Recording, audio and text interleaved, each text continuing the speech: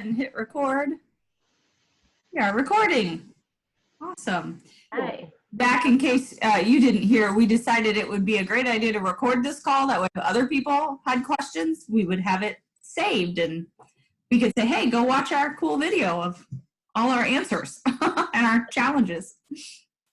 You had some good questions too. Yes. Oh, good. I'm glad you got to see the questions. Yeah, so we'll just do a quick introduction for a minute there as far as our group. Cassie and I are co-leads for our relay. And who else do we have on the call? We have Becky on the call. Becky is our Luminaria lead. She works on our video and that production. And then we have Anne, who is our survivor lead. And Diana, who is our social media lead. So I think that's everybody on our side. If you just want to tell us who we're talking to, that'd be great. Awesome. Well, I'm Tanya Shelburne. We're with Relay for Life of Brownsburg, Indiana. I am the event lead this year. And then, at least on my screen, next to me is Renee Moeller, who is our social media lead. And then next to her is Sharon. Sharon Hammer is our school teams lead. I don't know if that's your official title, but. All right. And resident historian, has been relaying for about 15 years, so she knows a whole lot. And then Zach is our ACS staff person. Great. Michelle is yeah, yeah, Michelle, she introduced herself. I don't know if everybody was on. People weren't actually there, so. ACS staff over here in San Diego. Thank you guys for doing this with us. We had tons of great compliments from this group that saw your event. And we're so excited when you guys were like, yes, we would love to chat and help you if we can. So thank you. And how did you guys hear about us? I'm assuming some Facebook group that I posted something in. Or you know, Lori was the one who brought your relay to my attention. So I don't know how she found your relay. Okay. But we've been checking out some of the relays from Michelle. What was posted that had the different relay events? There was something posted in the community, relay community. Yeah, we have a local relay community page, and our relay leadership, volunteer leadership, had posted some various events for volunteers and staff to go check out. Like, you know, it's coming this weekend, check them out. Which has been a good thing for us, kind of a learning curve to see how everyone's events are, you know, it's like a community event, very different depending on the support that you have for the virtual part. So your event got brought to our attention, and I think by far we thought yours was amongst the best that we had seen. Well, thank you. Thank you.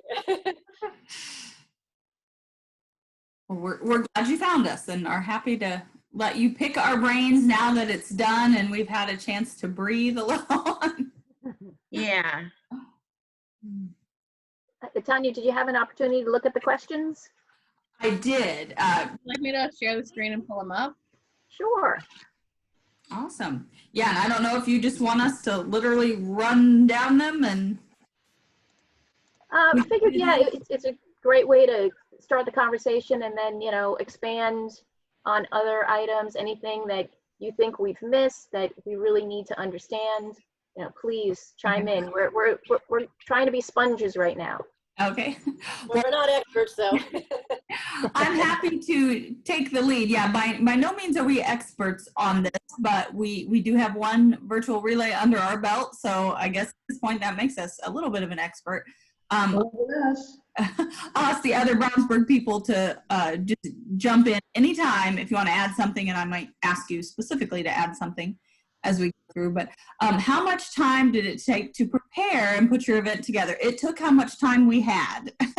That's a good answer. I can't remember exactly when Zach told us that our relay was officially suspended, was the terminology that we used. We never said it was going to be canceled. We said it was suspended. I mean, must have been mid-March. Mid-March, I think, yeah. We had literally had a team captain meeting on March, I forget if it was 10th or 11th, and it was the next day that school started, you know, completely closed, and we knew, oh, this is going to impact a lot of things. And I would say it was not too much after that we decided we still wanted to do something on our actual date, which was May 9th. So our goal had been, well, it'd be great if in the fall we could do something still in person, and that was kind of always on our mind, but we didn't want to just miss the opportunity to have some kind of relay on the 9th. So fairly soon we decided, yeah, let's do a virtual relay. So I would say all in all, we had maybe 5-6 weeks before the actual day of the event to figure it out and put it together, which in the grand scheme of things is not a lot of time, because really what we had to do was a complete pivot. And we really thought about each element of relay and how could we do that same element but in the virtual format. So that kind of threw everything we had done up to then a little bit out the window, and let's start, you know, from here moving forward. So yeah, it took all that time, and trying to do that without meeting in person was, of course, a little bit challenging. So we had almost weekly ELT meetings via Zoom. And we have about, your next question, how many people were involved? We have about a 10-person ELT right now. And I would say our ELT is pretty active. Almost everybody was on almost every Zoom call we had.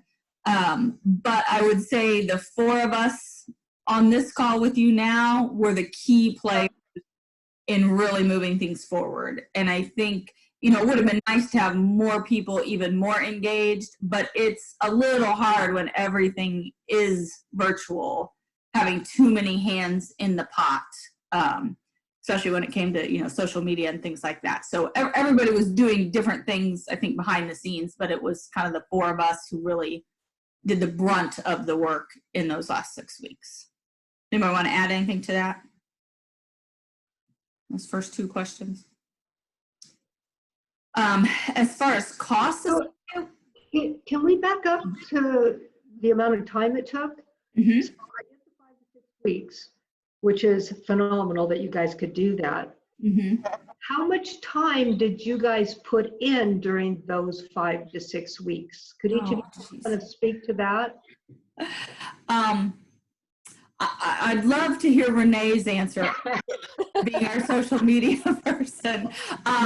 That's the key right there. No, I know just saying a lot is not what you're looking for, but I mean, it definitely took a lot of time managing, planning, figuring things out, actually creating, and then doing all the social media. Renee, what do you want to say as far as how much time?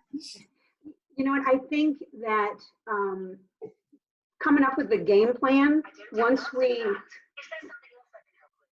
oh, sorry, somebody's talking to me. I think that once we had the game plan, it was trying to figure out how to implement it. And then, I mean, during, like Tanya said, every week, the 4 of us would talk, and we would kind of talk everything through and say, okay, this is where we want to go next with this.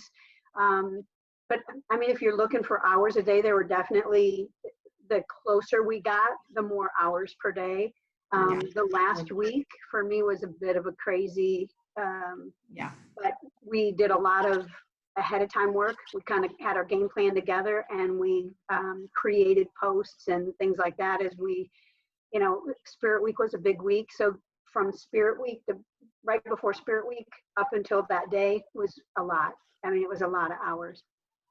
Yeah, I actually took off. I generally work from home anyway, but I took off work the week of relay leading up to our Saturday because I knew there was going to be a lot and just trying to manage everything as we went. So that was helpful to me. But honestly, for an in-person relay event, obviously that takes a lot of time. This was adding all the planning as well as the execution into that short amount of time. And it is a little bit harder, I think, to delegate things when you're doing everything virtually. Yes. Because, you know, you're not worrying about cleaning the bathroom at your event and picking up trash and carrying supplies and stuff that you can somewhat delegate to people, but there's still a lot of little logistics involved. I think the planning was the hardest. Once we had the plan and knew this is what we were going to do, I think it was a lot, you know, a lot easier to kind of move forward with it. Mm-hmm. Now, I didn't actually see your event. Did you guys pre-recorded a lot of your event or no? Well, yes, we did. And I've got, if I can pull up my screen, I think whoever's sharing would have to stop. I can pull up and walk you through what our actual event looked like. There we go. Let's see if I can share. So what we did, let me share this first. Leading up to our actual virtual event was our Spirit Week. So really, I feel like Relay was a week-long event. So we used on Monday of our Spirit Week. Every day we had a different Spirit Week activity or theme that day, and each day had a sponsor and a restaurant partner. So during the day on a Spirit Day, we would share a post telling them what the theme was, asking them to share their photos or videos and engage with us on that. We picked a winner later that night at 9 p.m. every night, whoever had the most likes. So we're really just trying to get engagement going. We did a couple posts a day for the sponsor, for the restaurant partners, and then several other things. So we had quite a bit of things going on each of those Spirit Days. I did a live video each day on Spirit Day, being crazy, just trying to draw some attention, obviously themed for that day, and telling them things that were coming up and what to expect. So you can see our Spirit Week there, and the idea behind that. We also, on the first day of Spirit Week, on Monday, we opened our silent auction, and I'm gonna let Sharon tell you all about that in just a little bit. But we did run the silent auction all week, and then I like that idea. yeah. Then our actual relay was on the 9th, technically from noon to 8 p.m. So we did an 8-hour relay. Let me stop sharing this one. And any of these documents, we can send you copies if you want to see things. But then here is our actual relay day, what it looked like. So that morning before noon, we did a live video and some other posts just saying, hey, this is coming. Some of these flyers that you're seeing, we shared those not only on our Relay Facebook and Instagram pages, we also shared them on our local chatter pages, other community kind of pages, just to get the word out as much as we could. But then once the event started, our opening ceremonies was all pre-recorded. So it was individual segments. And one of the challenges with that, because it wasn't all live, each one being their own segment, people did have to essentially click on the post, watch the video, refresh their screen, and then look to see what was coming next. So we scheduled all these into Facebook. So at exact times, like the national anthem, it went at exactly noon. And at 12:02 started our pre-recorded Zoom between the four of us that you see on the screen there. We did a welcome where we just talked about, the purpose of Relay, why we're raising money, got people excited about it, walked them through what to expect that day. And then the next post, which followed right after the time it would have taken to watch that video, was our full ELT on, again, a pre-recorded Zoom call where we introduced each ELT member and did a team roll call with the idea that we asked the teams to chime in the comment box and say that they were there and, cheer for themselves like we would have if they were there in person. And then then the next piece was a survivor story. So we recruited a bunch of survivors that we knew, asked them to submit videos ahead of time. So we had, I don't know how many we ended up with. Renee, do you know how many throughout the day? There was at least 9. Okay. Because we had at least 1 for every hour. I think there might have been 10. Yeah, and maybe a few more. And we gave them the option. We asked for maybe a 3 to 5 minute video sharing their story, words of encouragement for other survivors, things like that. And we said if they weren't comfortable doing a video, they could just share a picture and a message. I think only 1 did that. Most of them did do a video. And then the couple who wanted a little assistance with that, we actually did a Zoom call with them and did more of an interview style format. So we had a couple that did it that way. So once we got all those survivor stories in, then we figured out where we were going to place them. So we put 1 in our opening ceremony and 1 in our closing ceremony that we felt were the best for those spots. And then the other ones were throughout the day. But we had the survivor story, and then we did our survivor lap. That was probably the biggest challenge, is how to do the survivor lap. I had some crazy ideas. We weren't sure those made the most sense. In the end, we took video. Luckily, one of our ELT members had some really good videos of previous survivor laps. So we spliced all those videos together and just put a nice message with it, encouraging them to take that time that day to maybe do a little walk, reflect, and look back on past events. So that was our survivor lap. So all Tanya, I don't want to interrupt you, but I just want to say I did get a lot of feedback from that. I know that was kind of our plan B or C and not exactly what we had wanted to do, but I got a lot of feedback from people that they saw themselves walking last year and the year before. I have a good friend whose husband passed away, but he was in the 2016 video that we had up there. It really was a very effective way to show the survivor lap, so they could see what it, new people could actually see what it's like. It really did end up being a very positive thing, I think. Yeah. Well, that's awesome. Yeah. And it was just so good that we had those. Obviously, if you don't have those, then that's a little harder to do. But so with all those elements and the way we spaced them out as far as when they were scheduled to show up, it really took people a whole hour to watch those and got them to 1 o'clock if they sat and literally hit on everything. Oh, and then I missed in there, we had a warm up, somebody who just kind of got us excited before the survivor lap. So several elements in that opening hour. Then what I would call kind of the meat of the day, we put some structure to that, which helped because really it was Renee and I who posted everything onto Facebook. And it helped that we divided that up a little bit and we did it in segments. So on the top of the hour, every hour, one of us did a live video. So 1, 2, 3, 4, 5, we do a live video. Really, the live videos were the only live pieces of this. So on the hour, every hour, and then our closing ceremony we did as a live video. Everything else was pre-recorded. So on the top of the hour, we did whatever announcements we felt like were important at that time, talked about things that had just happened in case they missed it, or things that were coming up that they should watch for, gave obviously plugs for making donations and why we relay and all that. But really, I think those were maybe 6, 8, 10 minutes each.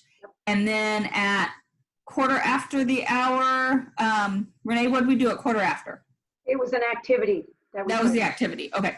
So a quarter after each hour, we had some kind of activity, and this is how we wanted to try and engage people. So we would ask them to post either pictures or videos based on a specific thing, or gave them a very direct activity. So we did a scavenger hunt. We did relay trivia. We did show us your relay pets. What else? Pilates. We had a Pilates workout and just a cardio workout. Yep. 2 workouts we had in there, showing us your relay spirit and messages for survivors. So all of those were just a simple post. We did hashtag everything. So all of those posts started with hashtag activity, so they could easily kind of find that piece in there. And since we posted them at quarter after the hour, we said they had to be completed by the top of the next hour to be eligible for winning that activity. So we used our ELT to kind of vote on the ones that were subjective, like best relay pet, that kind of thing, and picked winners from those in the evening. Any of the specific activities like the scavenger hunt and trivia, we just said, complete this, here's kind of how it works, submit a picture of your either all the items you found or your answers to your trivia, and then out of all the eligible entries, we would draw a winner. And we did not get near the engagement we would have liked to on those, and I think honestly, we probably didn't give them enough time to complete those activities. But the ones that did participate, I think those went well. And then, so that was at quarter after every hour.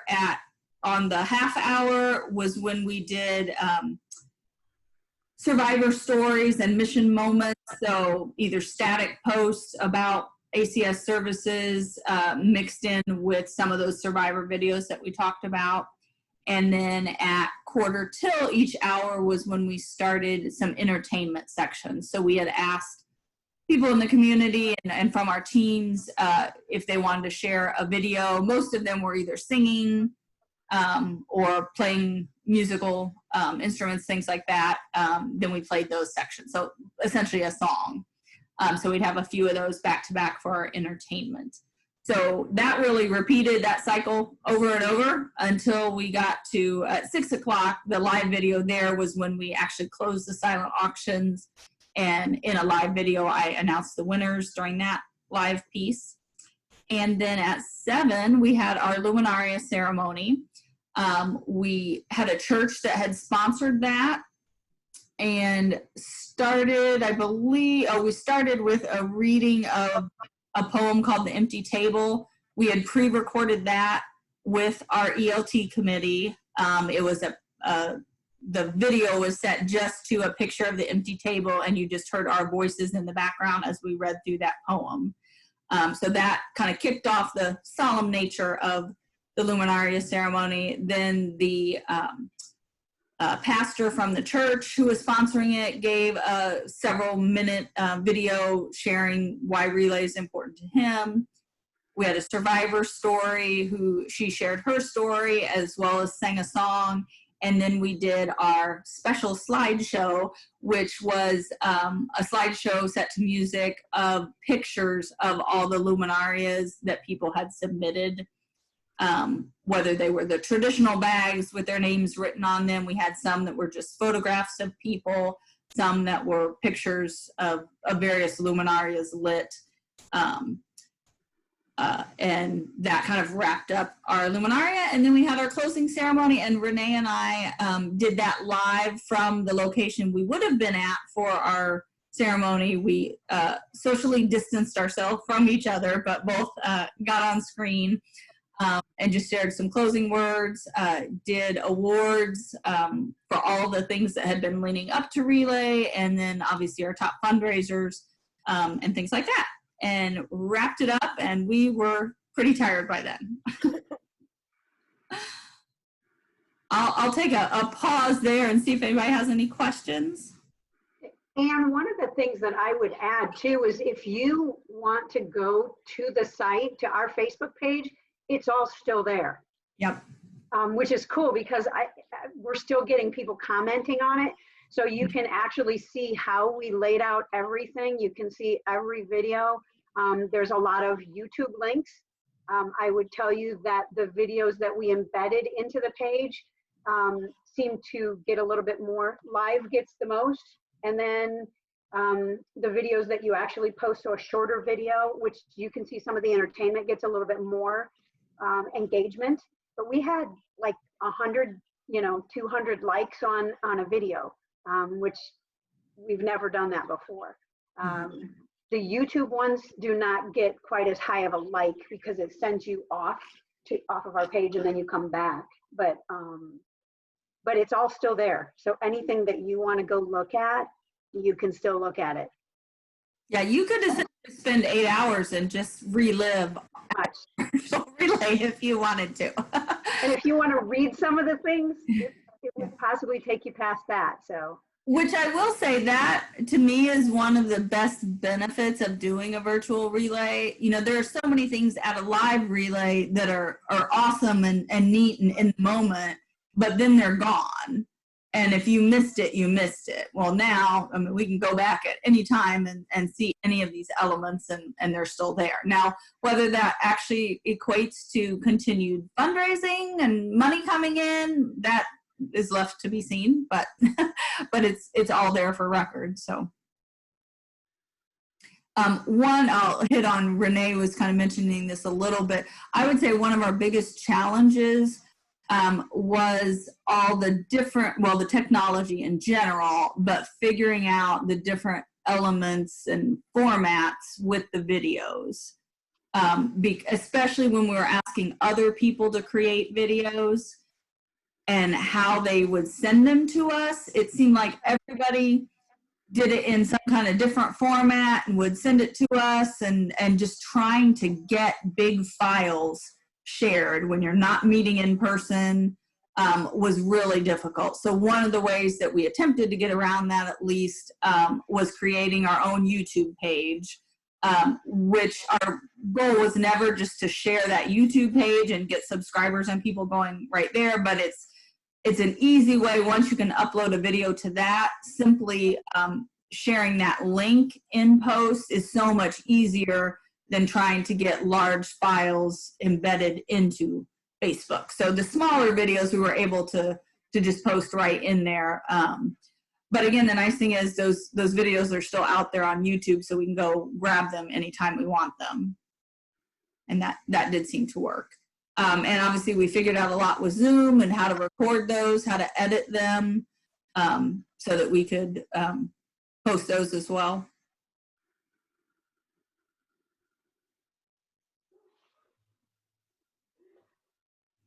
So you guys were allowed to have like music over your like Luminaria video? That's a great question. And by allow, do you mean?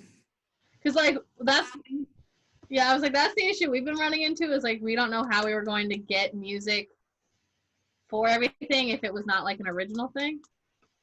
Well, I believe what's in the Luminaria is, I think it's just an instrumental and probably isn't a significantly copyrighted piece.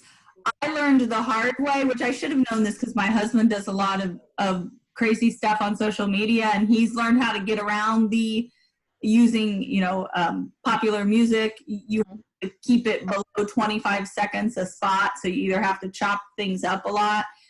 I was not thinking about that, and one of my live videos, I know the one on Friday, you will see me in that live video dancing to no music because Facebook muted my Purple Rain song and my friend's theme song, so I look like an idiot in those because there is no music going.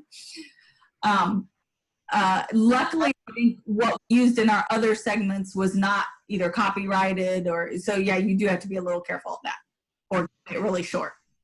Our Luminaria service, my niece put that together for us too, and she did that on an app that provides music. So it kind of rolls, the music kind of rolls into, as long as you have, the more videos you have, it kind of adds it on. So that one was not an issue because it is just an instrumental, but that was music that was on the app that she used to create it. So, And what was the app she used? I believe it's called Splice. Yeah. But I will double Splice as well for doing the Survivor lap. Yeah. And I believe a Splice used to be free, and because I'd used it in the past for some other things, and when I went to upload it again to use it for this, it wanted me to pay for it. It did give me a free 1-week subscription. So if you don't want to pay for it, get as many things done as you can in your 1-week trial. Did you pay for it? No, I did, Okay. and then I canceled it. Okay. So, which I think one of your questions was about costs. Yes. Honestly, I don't think we spent really anything that I can think of other than, you know, I bought a few things to have at home to use in some of my videos and things like that. But in many ways, we cut costs. We are not doing t-shirts, which I think that's a across the board ACS thing. But obviously, we didn't have rental of tables and equipment and all those kinds of things. We didn't have our survivor brunch, so there were no costs associated to that. We do hope to still have that maybe later in the fall if we can. But really, there weren't any costs. We used either free Zoom accounts. We did get a little bit because even though Zoom had said you could go beyond the 40-minute time thing, not all our accounts seemed to honor that. So we did get kicked off sometimes when we would have a meeting and we'd have to dial back in. When we knew we were going to record or needed to make sure we didn't cut off, we did have a ELT member who had a paid account, so we used theirs. But I honestly, I don't think, Zach, unless you know of other costs we may have had, we're counting on prizes from ACS, but Zach assures us they've got tons of things that we can give away as prizes. We have a lot of prizes we owe to people, and we basically just said, we don't know what you're going to get, but you're going to get something eventually.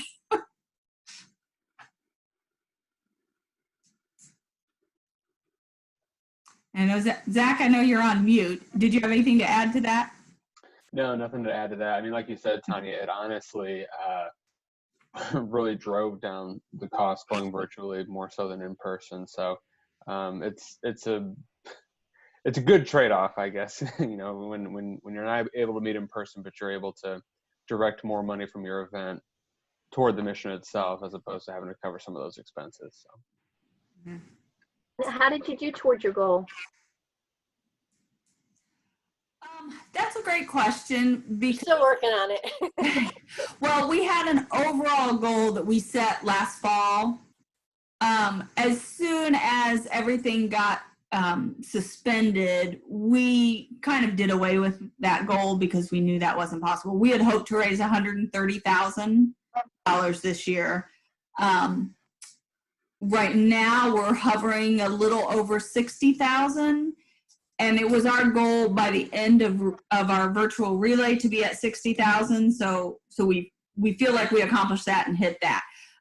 What I don't know how typical we are to other relays, but our school system is so involved with relay and does so many fundraisers for us leading up to relay that last year we had hit our relay goal before the day of the event. So a lot of times the day of our event is kind of the icing on the cake. And so Zach could probably tell you better how our day of or our spirit week compared to, you know, what it normally would have been in person. But our bigger challenge was that because everything shut down, that canceled so many fundraisers that would have happened. And it really took away our opportunity. And we stopped even thinking about asking sponsors for donations, asking for businesses for silent auction items and things like that, because we knew everyone was so tapped and stretched and preoccupied that we really had to just focus on individuals who cared about the cause and could just make that individual donation, maybe purchase a silent auction item. But we lost out on a lot based on all of those things. Yeah, we have some schools that have traditionally raised 10, 12, one school even $16,000 in the past that were in the hundreds this year because their very first, now they were told to start early, of course, but some of them had new captains and they didn't start their fundraising until March 16th. And by then everything was just closed down. So they got nothing. None of their fundraisers were able to be done in school or in restaurants or whatever. But some of the big ones that they do at the school that'll raise $2,000 and $3,000 and $4,000 a pop didn't even exist. Yeah. That hurt tremendously. And not that it was only on the schools. We have some community teams who Right. do great fundraising too. We have one dance studio that last year brought in over $20,000. They were our top sponsor, and they have very little so far this year. Now they are doing some things, you know, behind the scenes, and that's the other thing that I feel like this year we will have more money come in after our relay than in years past, because some of them just physically haven't been able to give us money that they did collect before all this happened. And then some others who are doing some creative things. We have a golf outing still coming up that we postponed till the fall. So there are some of those things going on, but it's not only the effect of not being able to have our relay in person, it's the impact of all these other things closing down and all those fundraisers just not happening. So I think those are definitely some of our biggest challenges. Other challenges, like Renee has said, just learning the tech, figuring out the tech. I mean, there were a few elements of our event that we were crossing our fingers, and in the final hours, we're like, darn it, we've got to figure out how to get this video to load, and somehow it all happened, and we made it work, and we're now experts, I think, at Zoom and Facebook and those kind of things. I think we, of course, didn't get the amount of engagement that we would like. You never have enough people at your event. You never have enough people, you know, participating. But again, the fact that it still lives on the website and can continue to get engagement is good. Obviously, we've slowed down a lot since our virtual event, but we're continuing to either reshare things that were on there. We're reposting winners to different challenges and things like that, just to remind people that we're still here. We're obviously going to let them know that we're still fundraising. The fight is not over. So that definitely continues. But I think right now, just one of the biggest challenges is just priorities. You know, people are preoccupied with so many other things.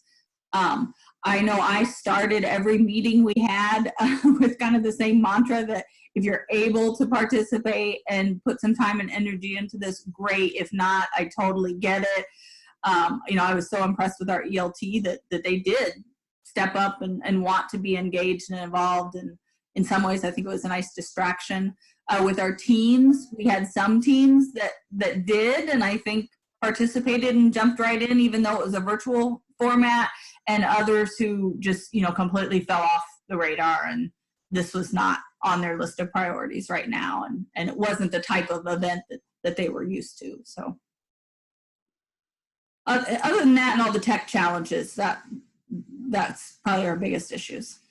I think that one of the, I guess my opinion would be that the biggest challenging was some of the scheduling too.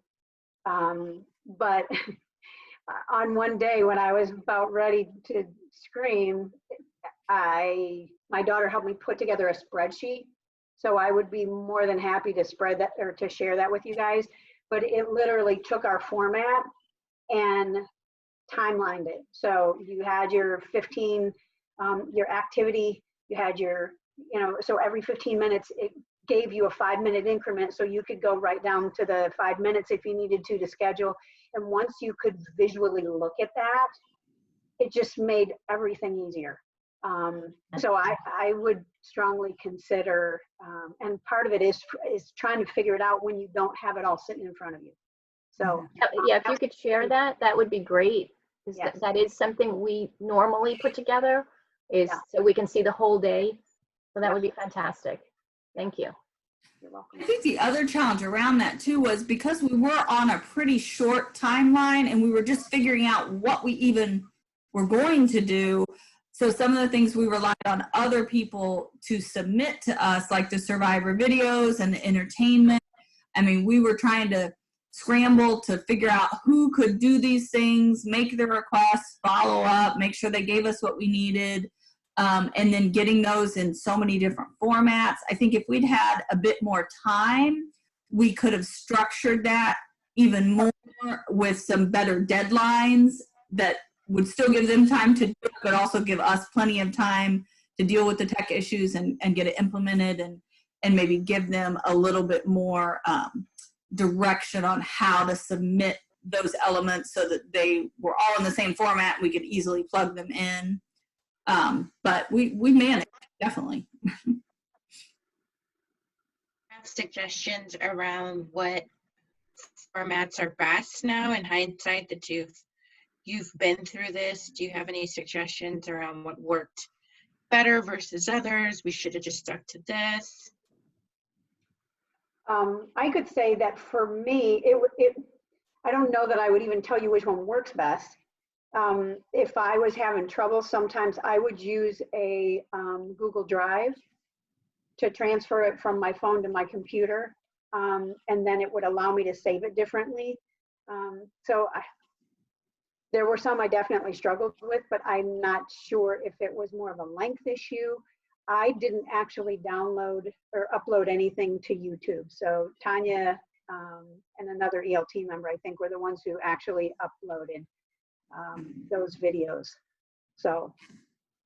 And I say that it would have helped for everybody to do it in the same format, but I'm not sure what that format is.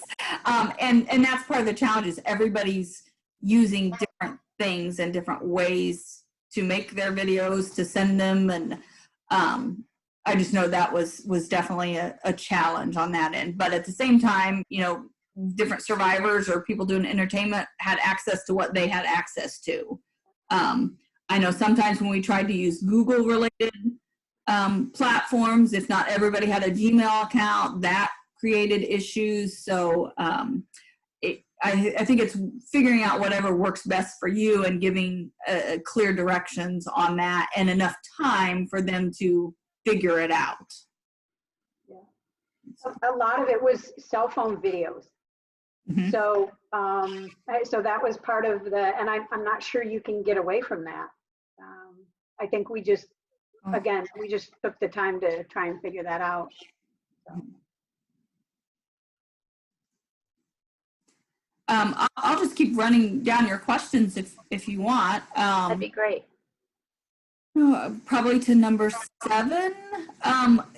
There was definitely no practice run. Like I said, most things were recorded. Even the pre-recorded Zoom sessions we did, we would kind of run through them first as a practice, even though we'd record the whole thing because you can then trim your recording. I figured out how to do that. But we basically decided, you know, if we were doing this in person, you only get one shot anyway. So we start, if we flubbed up a little bit, we moved through it, you know, everything worked out fine. So we did that. Obviously our live videos, there's only so much you can practice. You have an idea what you're going to say. I think we all use some notes for that. We kind of jotted down what we knew we needed to tell them during that hour based on what was happening, but no real practice for that. I did, you know, during the event, typed up a script that we used for the closing ceremony, again, just to make sure I remembered who all we had to thank, what awards we wanted to announce. The other thing that I didn't mention all throughout the day were a bunch of just static posts thanking our sponsors also. That was a big piece. We did sit down a couple weeks before the event and thought through all our sponsors that we had so far. Of course, there were many that had never quite followed through. So we determined, okay, who were the legit sponsors this year? And we kind of had to create a new tier system that made sense. So we lumped them into kind of 4 different categories and then figured out what made sense to give them as far as exposure based on what category they fell into. So that top tier, we had 5 that were kind of the high level sponsors. So it made sense we gave them each a day for the Spirit Days. Plus they were, you know, the biggest on our flyers and things like that, but kind of tiered that down. And once we had everything in place for the day, the key components I talked about earlier, then we just plugged in all the sponsor thank yous and acknowledgements during that day as well. Yeah, I'd say that that was one of the things that we tried to do more than anything else, is to make sure that we were recognizing our sponsors in an appropriate way, however that was this year, but just to make sure that they were getting some exposure for their money And the fact that some of this stuff most of this is still posted and we can still see it, you know, they're getting publicity and they're getting recognition more so in some ways than they would have at an actual event where it was only the people at the event that would hear or see anything about them. Mm-hmm. Yep. And like I said, once we kind of hit our stay-at-home orders and all of that, and we knew life was just looking differently, you know, we didn't even try to go after any businesses for additional donations or items to sell. All the restaurant partners that we highlighted, you know, we did let them know we were going to highlight them. We made sure we knew if they were open or not, you know, if they were doing curbside, whatever kind of food service they were offering. We did not ask them to give any kind of donation or whatever. We just said we're gonna be thanking you on this day, and so we recommend that people, if you're gonna get carry out, go to this place. They've been a great supporter of ours, but no indication that they were giving us any financial piece of that. But that's what felt good to us, you know, honoring those who had already done something throughout the year to support our relay. What would we do differently if we could redo our event? I don't know. I don't know. Obviously have more time, be more organized. I don't know. I feel like we did a really good job with what we had. I hope I think you said two things. I caught two things that you said. Okay. Give activities more time. Yeah. And give better direction and timeline for submitting videos and things like that. Yes. Those are, You know, even with the activities, I think we went into it with the idea that things, you know, wrap it up in an hour. But if somebody doesn't come in until 2 hours, they still get to see everything. But by the time they get there, somebody who came in at maybe 3 o'clock, they missed out on the first 3 activities. Mhm. So I think that that's something that I would probably rethink that one. yeah. You know, being the reason why I would rethink it. Mm-hmm. Yeah, I think maybe we didn't need the time limit or such a short time limit. Our thought was, well, that would get them motivated that they'd actually do it and not just put it off. But yeah, I think we didn't give them enough time. I wish we could have found ways to get our teams engaged. You know, we did have a Zoom team meeting and had pretty good attendance at that meeting. So we were pleased enough with that. But honestly, I think so many things have to do with everything else that's going on and competing for people's attention and that kind of thing. I think holding a virtual relay in a totally different environment, which we wouldn't have to, but you might have different kind of engagement with that too. But yeah. What worked really well, I think just our team worked really well together, just using Zoom to continue communicating. You know, we all would have loved to have sat and looked at each other across the table and figured this out, but we made really good use of Zoom to just meet and connect with each other and figure it out. Another thing that we maybe didn't do as good on, that if we had more time and a little bit more bandwidth, we could have done more with Instagram. We really put the whole virtual event on Facebook because that's what we knew we could do well.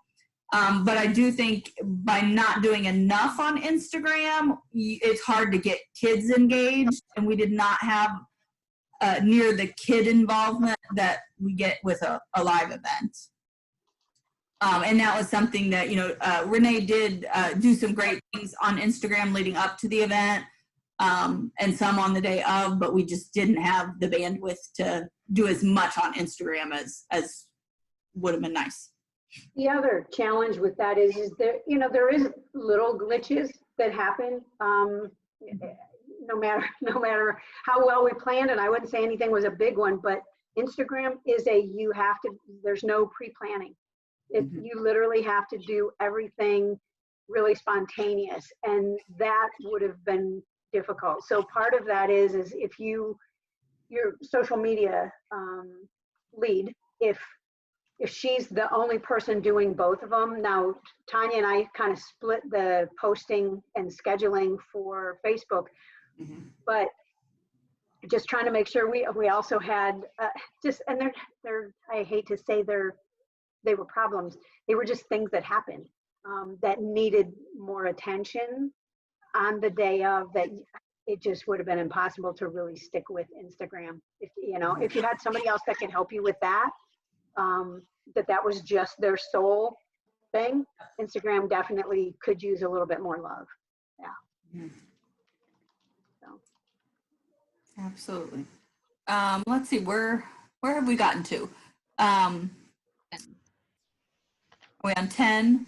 Yeah, number 10. Back, have we received? I think Sharon mentioned some we'd gotten already. Definitely, the nice thing is when you do get comments, you get likes, you get that engagement, helps you feel like people are paying attention and watching. So we've definitely gotten some good feedback through that. Even on our individual posts, that was another thing we really encouraged, especially our ELT members, but team captains as well, to share, to like, to repost, to do their own posts. And so people would engage with their personal pages differently than they might engage on our relay page. So that was always good. So one of the things that that when I got this notification, I was extremely excited about, and I don't know if your social media she checks the engagement and the reach for everything, but our reach for that week was 8.7 thousand people. Our engagement was 5.2 thousand people, because every time somebody shares it, or the fact that the page is public. So to me, that means that 8,000 people had us come in front of them at some point, and that's phenomenal. We never could have done that in an in-person event. 5.2 thousand people actually engaged, which if you can go in and look at the back door of that, I think it's phenomenal that we did that. And you can look through the videos and see some of the videos had 200 and 300 likes. We just don't get that normally. That just doesn't happen. So there was a lot of engagement. If you're looking at just the likes, it doesn't show the whole picture of it. So, so that's I thought that was really exciting. I had to call my daughter and tell her that because I was so excited about that. So. And Zach, I don't know if you can share a little bit about our fundraising totals. I know we looked at kind of the 24-hour period, the night before our virtual relay to the end of the relay. We kind of looked at that as a gauge, but we also really looked at the whole week, just what we were able to raise over that week. Zach, do you know those totals? Yeah, so for the day, we were able to bring in just over 2,300. Again, though, that doesn't count some gifts that we knew were probably in the mail, leading into that day, as well as some company matches. So I think that number might even have been a little bit higher. But for the week as a whole, we brought in just over 6,000, and that was Sunday night, the night before we started the Spirit Week through Saturday night. Which, I mean, $6,000 with nothing going on in person and through a virtual relay kind of blew my mind, to be honest. I was very surprised at that too. So like I said, I think there's definitely value to doing something still on your relay day, because some people are still giving money, and there are teams that are still out there, fundraising. So even though it may seem like a small number at first, when you look at the variables and the challenges to get to a number like that, I was pleasantly surprised with that number. And like I said, I think it's even higher than what that number even shows now. Is there any, sorry. Go ahead. I was just going to ask, was there any particular program that you guys used for your silent auction? And I was going to let Shannon talk about silent auction, or excuse me, Sharon. She's I'm back. I'm back. See your face now. Yeah, Sharon. I'm back. I got kicked out and I couldn't get back in, so I missed like the last 10 minutes, but I'm back. Okay. No, we actually did not use any program. Renee and I kind of worked together and made it up as we went along. Did not cost us a penny this way, but as you know, we started the silent auction on the Monday prior to the event, so it ran the entire week. We literally had people send us a picture of their item or basket, send us a sheet of like a Word document that had a description of the contents of the basket, the value, the minimum bid, the bid increment, and send that. We sent that to Renee, who's more techie than I am by far, or at least she is now, right? Yeah. And I believe, and correct me if I'm wrong, I believe she saved that as a picture, as a JPEG. And then we wanted people, when they submit, this is what we wanted. When they submitted an item for the silent auction, we wanted them to submit a separate email for every item so that nothing got confused and mixed up. We wanted the picture, we wanted the contents and the description and the value and all of that to be all together. And then that was posted. We created an event for the silent auction on our Facebook page. And beginning at noon on Monday, when it started, Renee posted package number 1. We numbered them all. Package number 1 with its picture, its description, and all bids were done in the comments. And we had a line on the bottom of the description sheet that said to contact via Facebook the person who submitted the item. So if my team submitted it, it said to contact me through Facebook to arrange for payment and delivery of the item at the end. But by having each one, like my team, for example, had, I believe, what was it, Renee, 11, 12 items, something like that, 11 items, which is, we usually do a lot more. We did not get a lot of silent auction items this year. As a matter of fact, about 2 minutes ago during this call, I got another email from someone else saying that we can't donate this year or at this point. But if you change your time, or your date, I should say, let us know and we can resubmit your request without any penalty. Then that's huge because you can only do it once a year normally. So I've probably gotten about 10 of those, in addition to emails of things that were promised to me from businesses, but they weren't open, so I couldn't go and get them. So we did not have nearly as many. But anyway, we had about 10 or 11 from our team, and I sent 10 different emails to Renee, and she submitted each one of those separately. Did not cost us anything. It worked like a charm as far as we were concerned. The bidding was, you had to bid on the right item. It was the comments under that picture. There was no confusion. The only thing, and it was not anything we had any control over, we tried to, but it didn't really happen. We wanted as much as possible submitted to us by that Monday so that we could put everything up the first day and have it run the entire week. We knew we had a few. Holiday World, Splash and Safari is a water park. I had that one. I did not submit it on Monday. I had it in hand, but I didn't know when they were going to open, so I didn't dare put it up there. Did not want someone to vote on or to bid on something and not be able to get it. And a couple days into the auction, I got an email from them saying they were opening in June. So I contacted them, we worked through it, and I was able to submit that one maybe Thursday or Friday, whatever. The problem we ran into were some people that submitted things to Renee. Unfortunately, she was the go-to person for this. Unfortunately for her, I mean, they submitted them on Saturday during the event when she was trying to do live events and trying to do postings, and we were all trying to share things and comment on things, and nobody had any time to format them the way we needed them submitted and to post them. So we didn't get every last one posted, but we did on some. But even when we did, I mean, that we were down to 4 or 5 hours that people could bid on them if they happened to be watching that day. So what, in my opinion, what didn't work was not getting everything on Monday. So we had visibility all week long. That would have been the key. But it did not cost us a cent. We did not go through any service or anything. There were a couple that were suggested to us, but honestly, I didn't want to pay any money to do this. I just wanted to try it. We wanted to try it this way, Renee, when I went back and forth, tweaking it and changing it until we finally found something that we thought was going to work. And I don't know, Renee can jump in here too, but I think it worked as well as it possibly could have. Yeah, I think the biggest thing is that I would tell them, I would make it really clear that anything that comes in after whatever your day is, Friday at noon,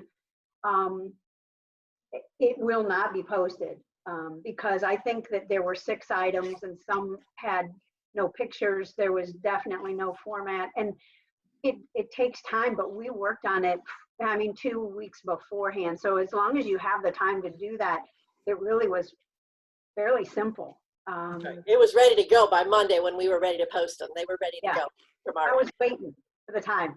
But the other piece of that is that it was very helpful to me to have everything in a separate, because you literally opened up her email and I knew this was package number 12. So I had files in a big file. So I had an auction file, and then inside the auction file, I had package 1, package 2, package 3. So I literally had a file for each one. So as soon as it was posted, that package went to already posted. So I could move those. So I never lost track of where I was at with the files.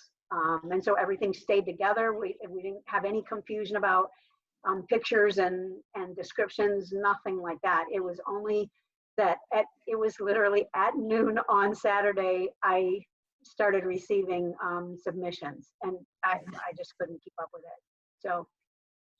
And then I just want to clarify, you ladies said I'll put it back on the teams to collect the actual funds from the winner and then send the prize to the winner.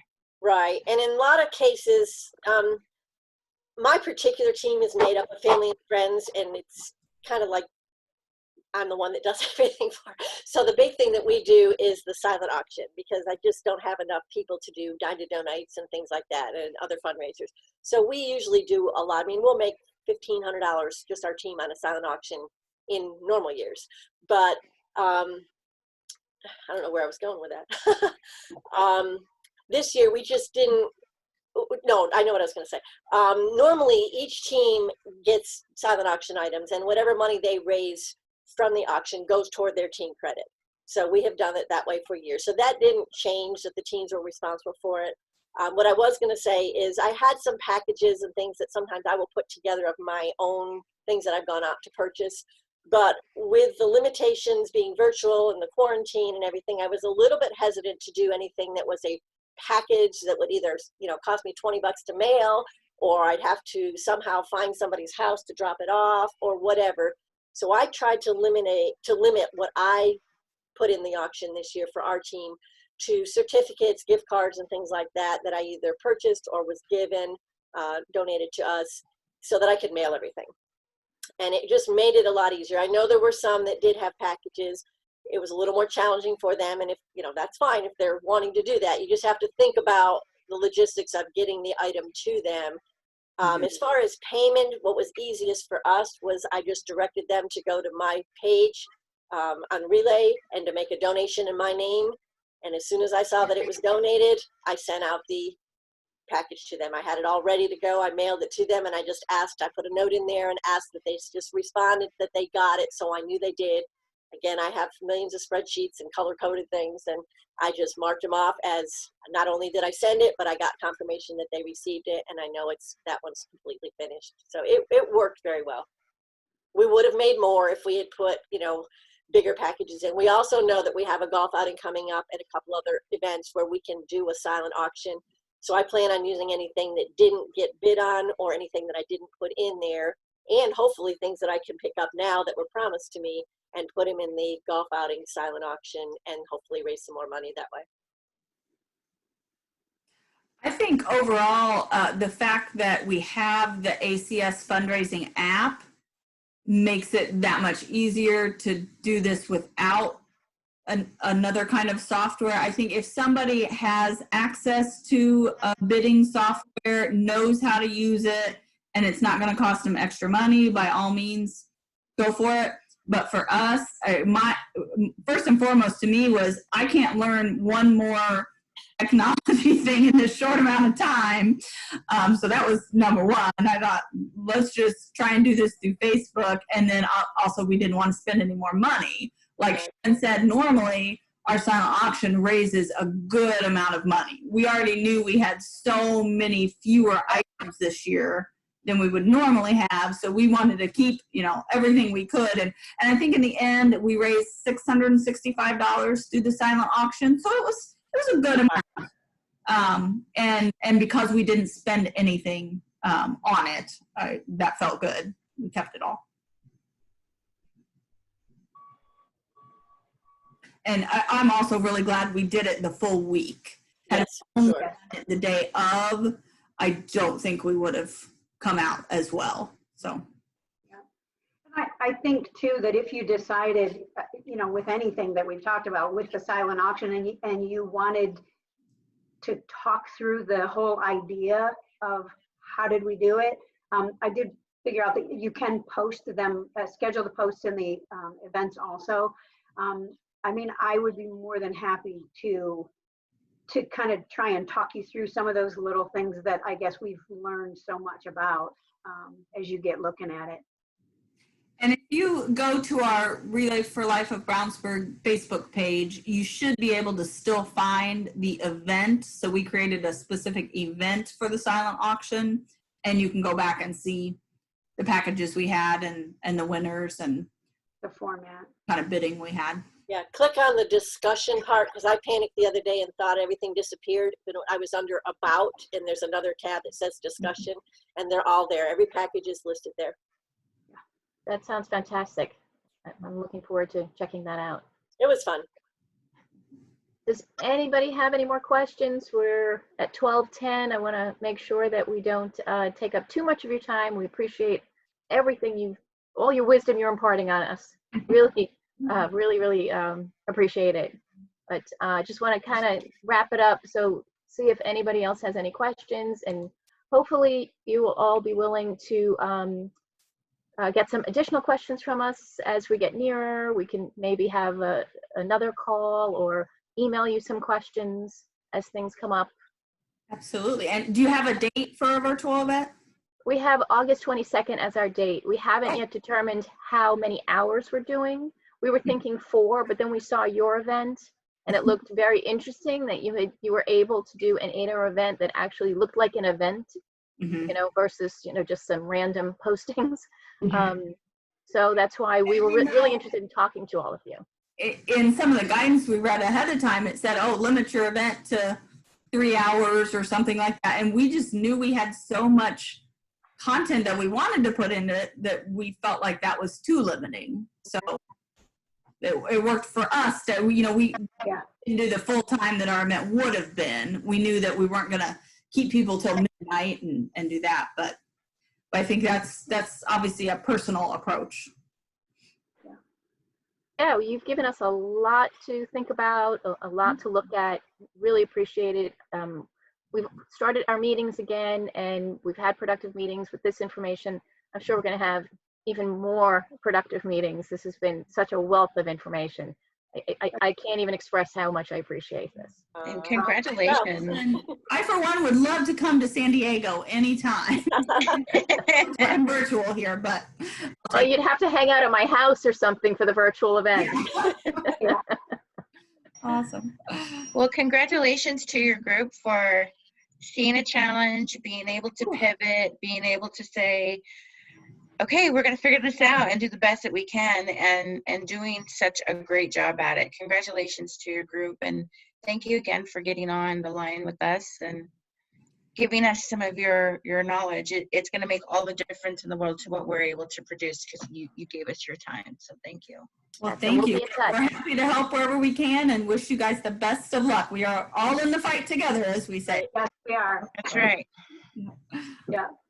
Thank you so much. Thank you guys. Good luck. Thank you. Bye. We'll talk again soon. Bye. Bye.